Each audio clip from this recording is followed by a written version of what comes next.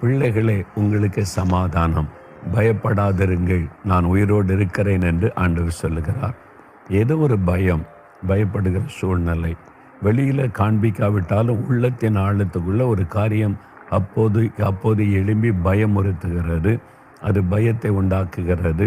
வெளியில் இதை காண்பித்து கொள்ளாதபடி சந்தோஷமாக இருப்பதை போல, தைரியமாக இருப்பதை போல காட்டி கொண்டாலும் உள்ளத்துக்குள்ள ஒரு பயம் இருந்து கொண்டு தான் இருக்கிறது.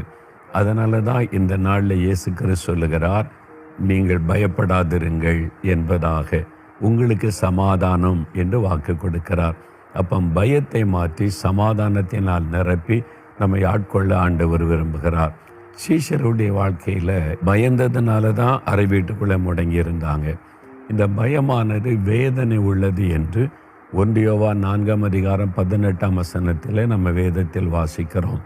பயம் உள்ளத்தில் வந்துட்டா நம்முடைய சந்தோஷம் போயிடும், நிம்மதி போயிடும், நம்முடைய உழைப்புகள், நம்முடைய பிரயாசங்களில் பாதிப்பு வரும்.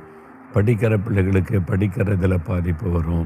வேலை செய்கிற பிள்ளைகளுக்கு கான்சன்ட்ரேஷன் போய்விடும்.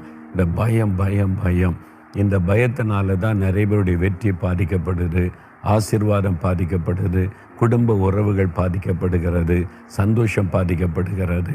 அதனால தான் ஆண்டு சொல்கிறாரு, பயப்படாதிருங்கள், உங்களுக்கு சமாதானம், நான் உயிரோடு இருக்கேன்ல, பிறகு எதுக்கு நீங்கள் பயப்படணும் அப்படின்னு ஆண்டவர் சொல்லுகிறார். மரணத்தை ஜெயித்தவர், பிசாசை ஜெயித்தவர், பயத்தை வென்றவர், உலகத்தை ஜெயித்து உயிரோடு எழுந்தவர் சொல்லுகிறார், உங்களுக்கு சமாதானம். அந்த பயத்தை எல்லாம் மாற்றி உங்களை சமாதானத்தினால் நான் நிரப்புவேன் என்று ஆண்டவர் சொல்லுகிறார்.